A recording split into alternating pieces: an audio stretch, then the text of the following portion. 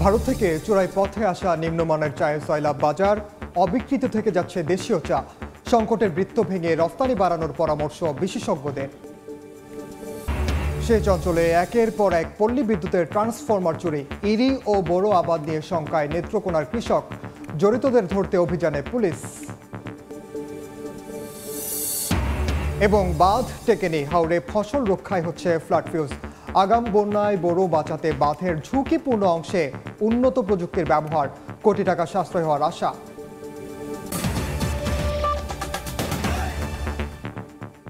আমন্ত্রণ সময় সংবাদের নিয়মিত আয়োজন। বিভাগীয় সময়ে থাকছে সপ্তাহের 7 দিন ভিন্ন ভিন্ন বিভাগের সংবাদ নিয়ে। আজ থাকছে সিলেট ও ময়মনসিংহ বিভাগ, সঙ্গে আছে আমি ওমর ইনাম। বিভাগীয় সময়ের শুরুতেই বিএনপির সমাবেশের খবর। পঞ্চগড়ের বিএনপির সমাবেশে জড়ো হয়েছেন বিপুল সংখ্যক নেতাকর্মী। এই মুহূর্তে সাকো স্কুল মাঠে আছেন সহকর্মী আহমেদ সালেহীন। সরাসরি যাচ্ছে তার কাছে। সালেহীন,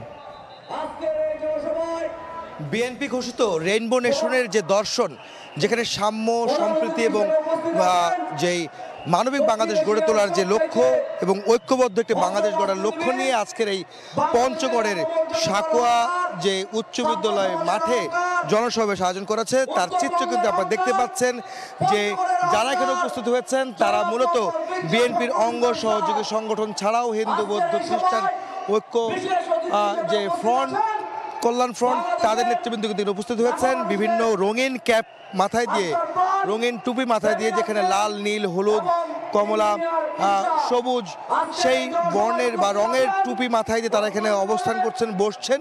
এবং তাদের আজকের এখানকার বার্তা হচ্ছে যে সাম্য, সম্প্রীতি এবং মানবিক বাংলাদেশ গড়ে তোলার জন্য সবাই ঐক্যবদ্ধ, সবাই এক আছে। তারই একটি প্রতিকৃতি এই সমাবেশে ফুটে উঠেছে। আপনারা দেখতে পাচ্ছেন যে বিভিন্ন রঙের টুপি মাথায় দিয়ে হাজার হাজার নেতাকর্মী, এলাকার বাসিন্দা, স্থানীয় মানুষ যারা রয়েছেন তারা এখানে উপস্থিত হয়েছেন আজকের এই সম্প্রীতির সমাবেশে যোগ দেওয়ার জন্য। এই সমাবেশে আজকে বিএনপি মহাসচিব মির্জা ফখরুল ইসলাম আলমগীর তিনি উপস্থিত হবেন। তিনি প্রধান অতিথি হিসেবে এখানে বক্তব্য রাখবেন। কিছুক্ষণের মধ্যে এই সমাবেশে তিনি আসবেন এবং এটি 6 বছর পরে পঞ্চগড়ে কোনো সমাবেশে তিনি যুক্ত হচ্ছেন আজকের এই জনসভার মাধ্যমে। আপনারা জানেন যে গত কিছুদিন যাবতই সাম্প্রদায়িক সম্প্রীতির যে বাংলাদেশ, যে সাম্প্রদায়িক সম্প্রীতি বিনষ্টের জন্য নানা রকমের চক্রান্ত এবং ষড়যন্ত্র হচ্ছে, তার বিরুদ্ধে একটি নতুন বার্তা দেওয়ার জন্য এই সমাবেশের ডাক দেওয়া হয় এই পঞ্চগড় থেকে, এবং পঞ্চগড়ে সেই সমাবেশ আয়োজন করা হচ্ছে। আপনারা জানেন আরেকটি বিষয় যে এই ঐক্যের মাধ্যমে নতুন একটি বাংলাদেশ গড়ার ক্ষেত্রে এর জনগণের প্রতিনিধিত্ব করে এমন সরকার প্রতিষ্ঠা করতে তারা ঐক্যবদ্ধ হচ্ছেন এবং প্রস্তুতি নিচ্ছেন। তারই কিন্তু একটি বার্তা এখান থেকে দেওয়া হচ্ছে। এবং আগামীতে একটি অংশগ্রহণমূলক এবং গ্রহণযোগ্য নির্বাচন হবে, যে নির্বাচনে একটি জনকল্যাণমুখী জনগণের সরকার প্রতিষ্ঠা হবে, যারা সামনে আগামীতে সম্প্রীতির বাংলাদেশ গড়ে তুলতে উদ্যোগী হবেন, সেই প্রত্যাশা কিন্তু এই সমাবেশ থেকে করা হচ্ছে এবং এই সমাবেশ থেকে তারা এই বার্তা দিচ্ছেন। তো এই ছিল আমার কাছে পঞ্চগড়ের সাকোয়া উচ্চ বিদ্যালয় এবং কলেজ মাঠের বিএনপি আয়োজিত জনসভার সবশেষ খবর। সরাসরি যুক্ত ছিলাম পঞ্চগড়ে। আওয়ামী লীগ সরকার শিক্ষা ব্যবস্থা ধ্বংস করেছে। এখন অন্তর্বর্তীকালীন সরকারের সংস্কারের দিকে গোটা জাতি তাকিয়ে রয়েছে। তবে এই সংস্কারের নামে কালক্ষেপণ না করার আহ্বান জানিয়েছেন বিএনপির সাংগঠনিক সম্পাদক অধ্যক্ষ মোহাম্মদ সেলিম ভূঁইয়া। সকালে সিলেট নগরের মুসলিম সাহিত্য সংসদে জুলাই আগস্ট ফ্যাসিবাদ বিরোধী ছাত্র জনতার গণ অভ্যুত্থানের তাৎপর্য শীর্ষক আলোচনা ও বেসরকারি স্কুল, কলেজ, মাদ্রাসার শিক্ষকদের চাকরি জাতীয়করণের এক দফা দাবিতে সমাবেশে কথা বলেন তিনি। গত 1.5 দশকে জাতি দলীয়করণ দেখছে এবং শিক্ষকরা লাঞ্ছিত হয়েছে বলে জানান বক্তারা।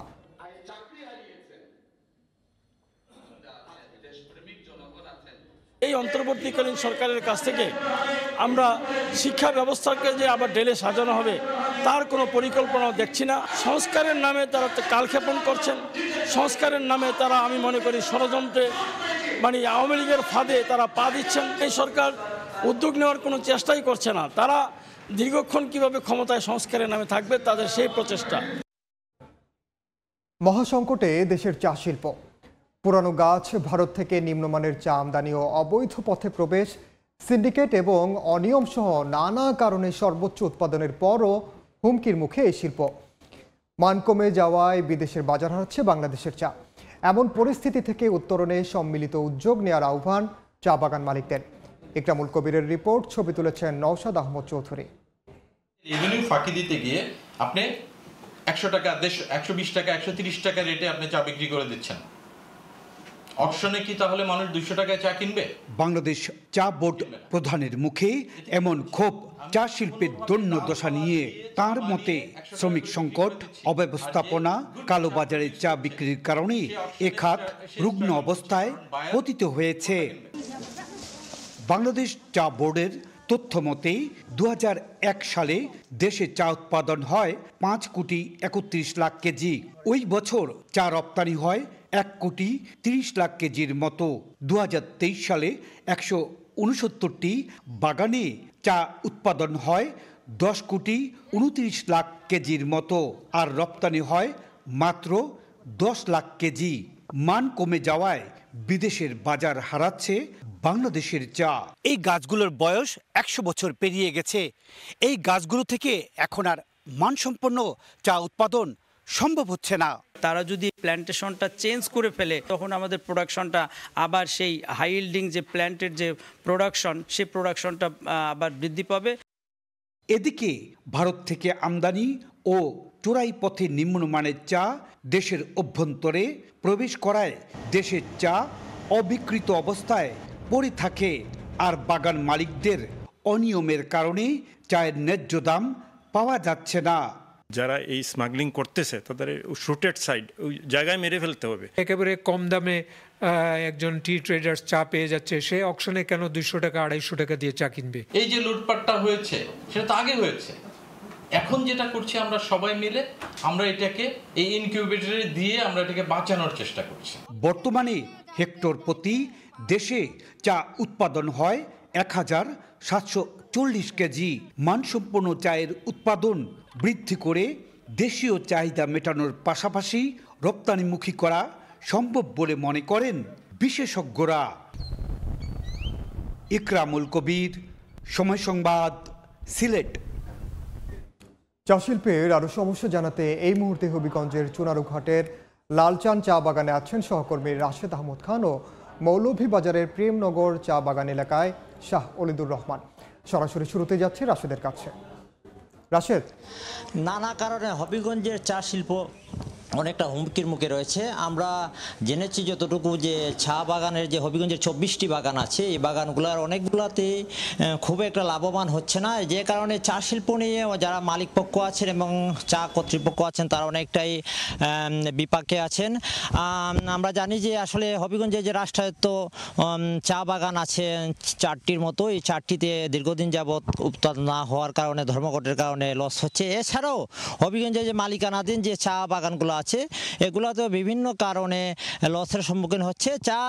যারা মালিক পক্ষ আছেন তারা অনেকেই জানিয়েছেন, বা কোম্পানির যারা দায়িত্বশীল আছেন তারা জানিয়েছেন, আসলে বিভিন্ন কারণে তারা এই ক্ষতির সম্মুখীন হচ্ছেন।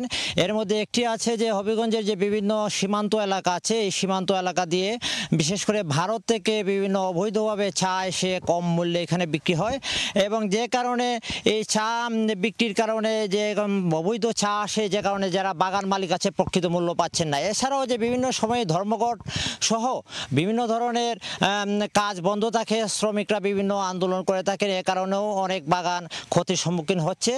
এছাড়া যে বিশেষ করে যে চা বাগানগুলো আছে, চা বাগানগুলো উৎপাদন যাতে সুন্দরভাবে হয় এই আশাই সবাই করছেন, এবং তাদের ধারণা যে যদি সুন্দরভাবে এই চাটা পরিচালনা হয় তাহলে এই চা শিল্পগুলো বাঁচানো সম্ভব। তো আমি এখন চলে যাচ্ছি মৌলভীবাজারে, সেখানে আছেন আমাদের প্রতিনিধি শাহ অলিদুর রহমান, আমরা শুনবো তার কাছ থেকে। এই কথা স্বীকার করতেই হয় যে বিজয়ের 54 বছরে এসে বাংলাদেশের চা শিল্প অনেকটা বিকশিত হয়েছে। পতিত পাহাড়ি জমি ও সমতলে চাষাবাদ বৃদ্ধি পেয়েছে।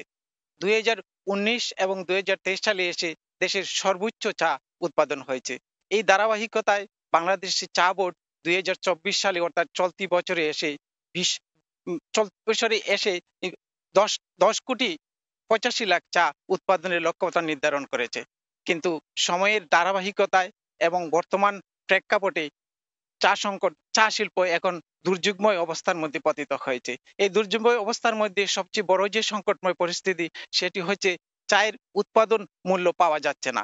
আমি একাধিক চা বাগান ব্যবস্থাপক এবং চা বিশেষজ্ঞের সাথে কথা বলে যে তথ্য জানতে পেরেছি, তারা জানিয়েছেন 1 কেজি চা উৎপাদন করতে মাঠ পর্যায় থেকে কারখানায় না যাওয়ার পর্যন্ত প্রায় 200 টাকার উপরে 200 এবং 220 টাকার মতো চা খরচা হয়ে যাচ্ছে।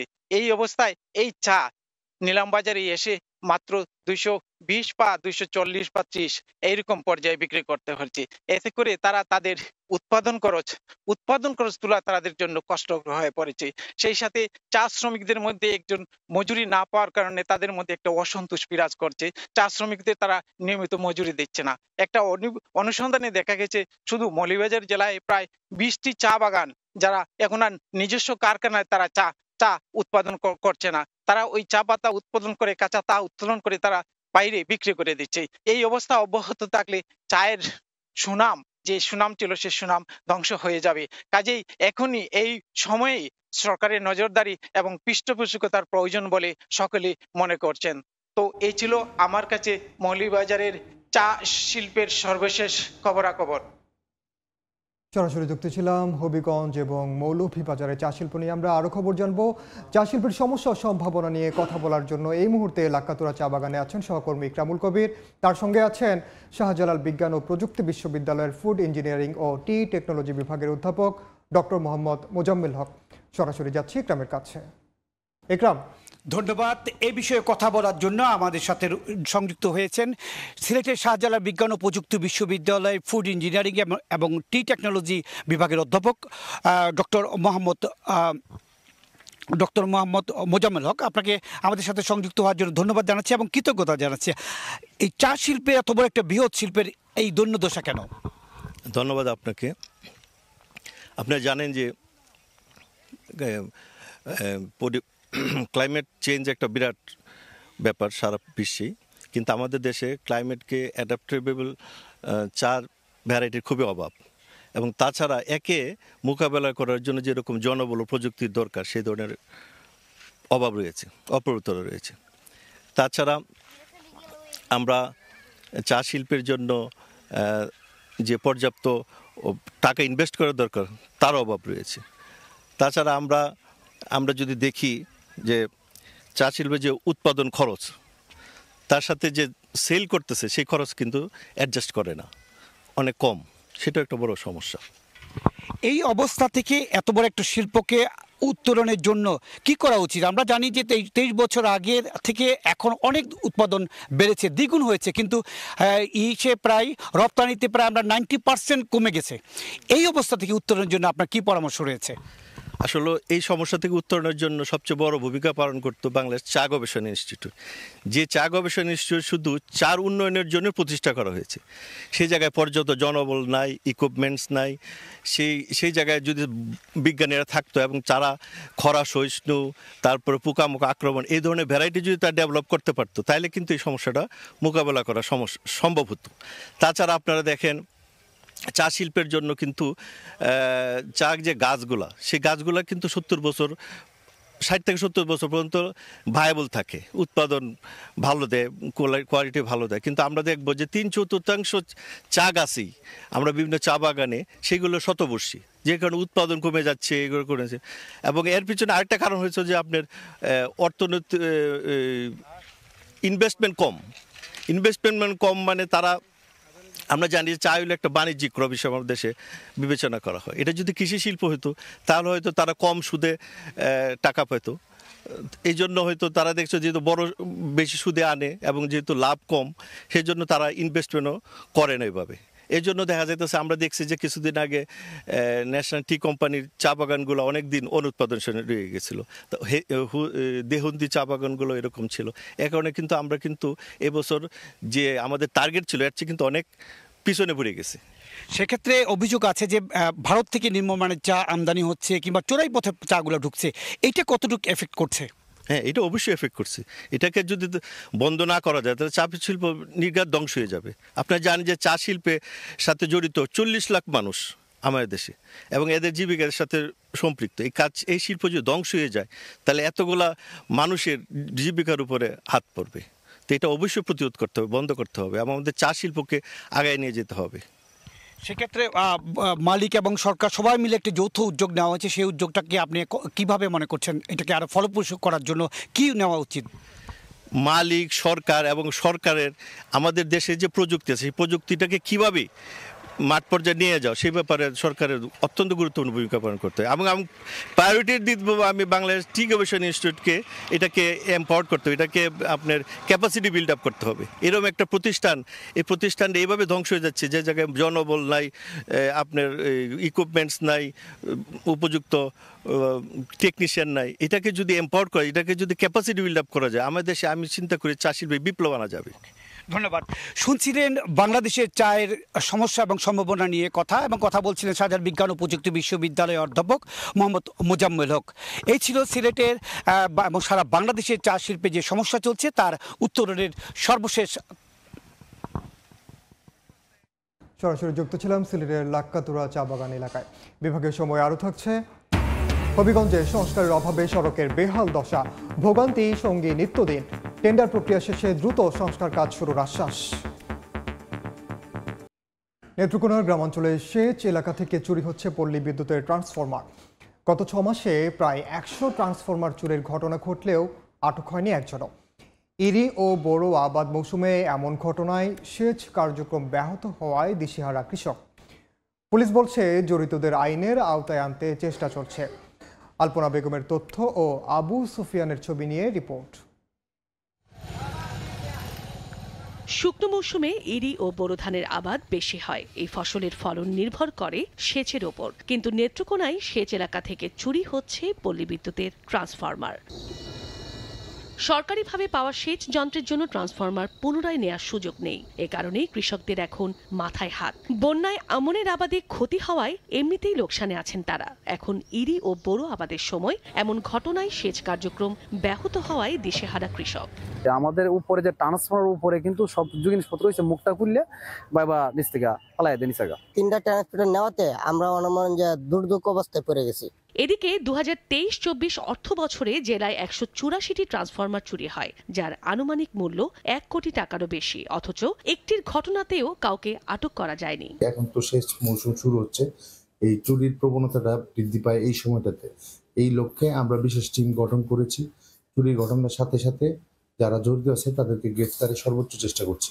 জেলায় পল্লী বিদ্যুতের গ্রাহক 5,65,000, এর মধ্যে সেচ গ্রাহক 17,000। সময় সংবাদ, নেত্রকোনা। আগাম বন্যা থেকে সুনামগঞ্জের হাওরে ফসল রক্ষায় বাঁধের ঝুঁকিপূর্ণ অংশে নির্মাণ চলছে উন্নত প্রযুক্তির ফ্লাড ফিউজ।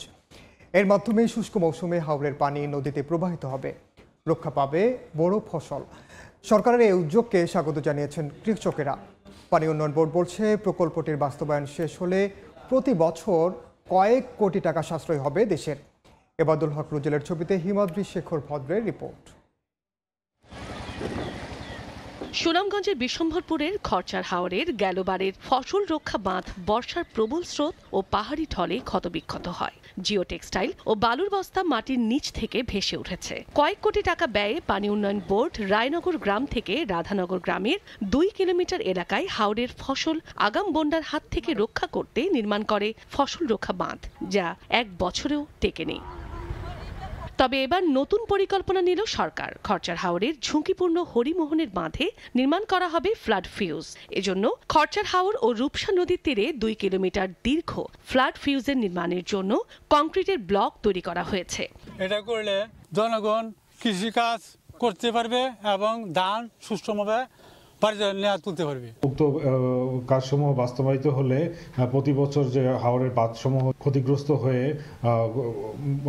সেগুলো পুনরায় মেরামত করা লাগে এবং এতে সরকারের যে বারংবার অর্থ ব্যয় হয় তা আর ব্যয় করার প্রয়োজন পড়বে না। সুনামগঞ্জে ছোট বড় 50টি হাওরের 105টি ঝুঁকিপূর্ণ অংশ রয়েছে। সময় সংবাদ, সুনামগঞ্জ। বিভাগীয় সময় আরও থাকছে।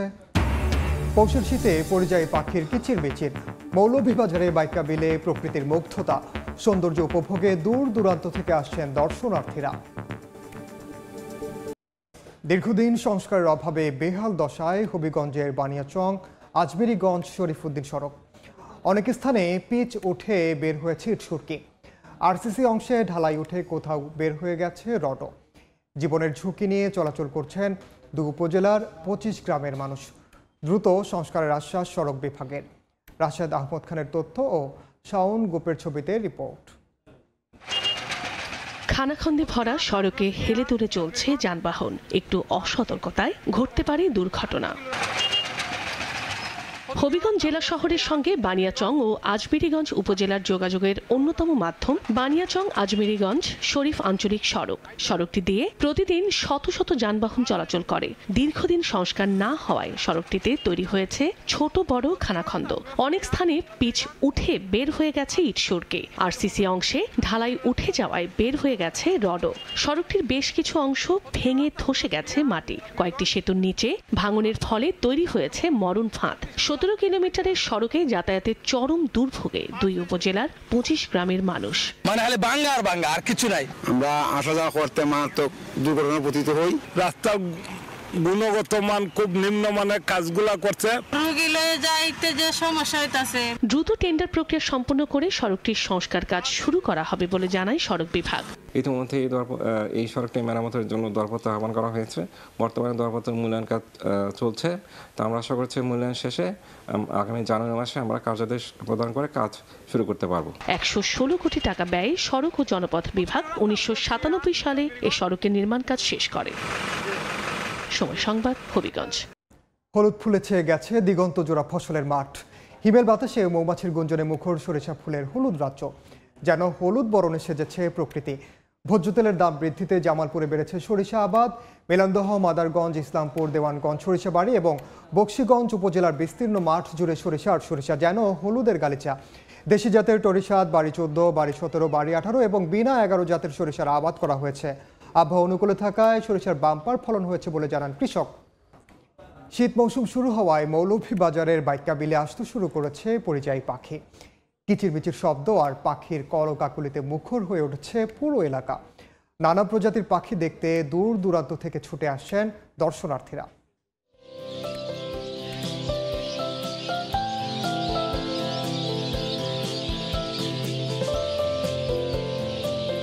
কিচিরমিচির শব্দে বিল জুড়ে পরিযায়ী পাখির ওড়াউড়ি। ভোরের নৈশব্দ ভেঙে প্রকৃতি যেন জেগে উঠেছে মধুর কলতানে। নীল আকাশ দখলে নিয়ে মনের সুখে চষে বেড়াচ্ছে নানা রঙের নানা প্রজাতির পাখি। ইংল্যান্ডের নর্থ হ্যাম্পশায়ার, সাইবেরিয়া কিংবা অ্যান্টার্কটিকার তীব্র শীত থেকে বাঁচতে সেপ্টেম্বর অক্টোবরে দল বেঁধে বাংলাদেশ সহ দক্ষিণের কম শীতের দেশে আসে অতিথি পাখি। মার্চ এপ্রিল পর্যন্ত কলকাকলিতে ভরিয়ে রাখে প্রকৃতি। প্রতি বছরের মতো এবছরও মৌলভীবাজারের হাইল হাওরের বাইক্কা বিলে আশ্রয় নিয়েছে বেগুনি কালিম, কালকৈট, পানকৌড়ি, জলমোরগ সহ অসংখ্য দেশি বিদেশি পাখি। এসব পাখি দেখতে দূর দূরান্ত থেকে ছুটে আসছেন পর্যটকরা। স্থানীয়রা জানায়, দীর্ঘস্থায়ী বন্যা ও জলবায়ুর প্রভাবে বিলের জলজ উদ্ভিদ ও লতাগুল্ম একেবারেই বিলীন হয়ে গেছে। এতে দেখা দিয়েছে খাবারের অভাব। পাখি গুণে আমি শেষ করতে পারবো না, এত পাখি এখানে। আলহামদুলিল্লাহ, খুব চমৎকার একটা পরিবেশে। রাস্তাগুলো যদি আরেকটু সুন্দর করে পরিষ্কার করে যদি করা যায়, তাহলে আরো মানুষ আসবে। পদ্ম আসিল, শাপলা আসিল, শেওলা আসিল, সিংড়া আসিল, এটা কিন্তু সব ধ্বংস হয়ে গেছে, যার কারণে পাখিটা এখানে থাকতে চায় না। বাইক্কা বিল সংরক্ষণে প্রয়োজনীয় উদ্যোগের কথা জানিয়েছে উপজেলা প্রশাসন। সুশীল সমাজ সহ এবং মৎস্যজীবী তাদের প্রত্যেকের সামষ্টিক অ্যাপ্রোচের মাধ্যমে আমরা আশা করছি যে আমরা বাইক্কা বিলকে আরো আকর্ষণীয় করে ভবিষ্যতে মানুষের কাছে উপস্থাপন করতে পারবো।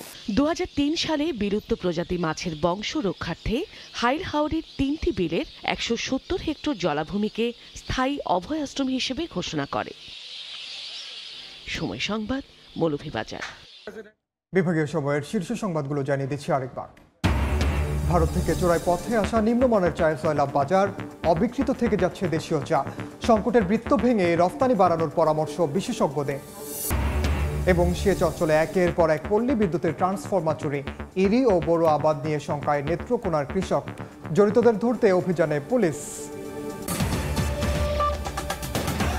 এই ছিল বিভাগীয় সময়ে। আগামীকাল থাকবো বরিশাল বিভাগের আয়োজন নিয়ে। সঙ্গে থাকুন সময়ে।